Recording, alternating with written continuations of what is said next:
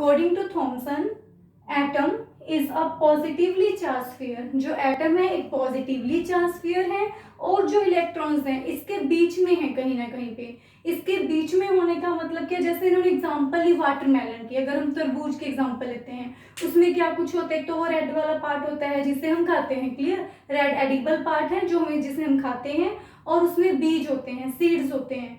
तो उसने इसको कंपेयर किया वाटरमेलन से, क्या बताया कि वो जो रेड वाला पार्ट है वो सारे का सारा क्या हो गया, पॉजिटिवली चार्ज जो वो स्फीयर है, और वो जो बीज हो गए वो एक तरीके से क्या है, इलेक्ट्रॉन्स हैं जो कि उसके बीच में रखे हुए हैं। तो थॉमसन का जो फर्स्ट पोस्टुलेट था, जो फर्स्ट सिद्धांत था उसका, वो यही था कि जो एटम है वो क्या है, एक पॉजिटिवली चार्ज स्फीयर और इलेक्ट्रॉन्स उसके बीच में इंबेडेड हैं।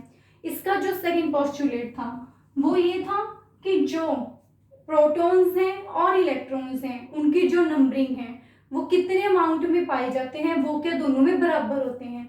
मीन टू से एक एटम में जितने नंबर ऑफ प्रोटॉन्स होंगे उतने ही नंबर ऑफ क्या होंगे, उसमें इलेक्ट्रॉन्स होंगे। तो प्रोटॉन्स और इलेक्ट्रॉन्स क्या इसमें बराबर होते हैं, क्लियर। जितने प्रोटॉन्स है इतने ही इलेक्ट्रॉन्स हैं, तो कहने का मतलब जो हमारा एटम होगा वो इलेक्ट्रिकली क्या होगा, न्यूट्रल होगा।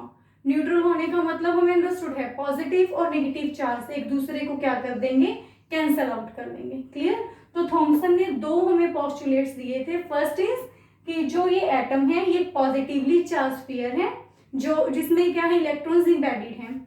और सेकंड इन्होंने दिया था कि जो पॉजिटिव चार्ज है जितने नंबर ऑफ प्रोटॉन्स हैं उतने ही नंबर ऑफ इलेक्ट्रॉन्स हैं, जिसके कारण वो इलेक्ट्रिकली क्या है, न्यूट्रल है। न्यूट्रल होने का मतलब उसमें जितना पॉजिटिव चार्ज और नेगेटिव चार्ज हो एक दूसरे को कैंसल आउट कर देंगे।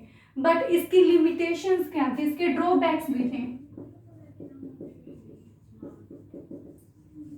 लिमिटेशंस का मतलब होते हैं कमियां। इसकी मेन कमी ये रही कि इसने इसको एक थ्योरेटिकल वे से बताया था, एक्सपेरिमेंटल वे से इसका कोई प्रूफ नहीं दिया।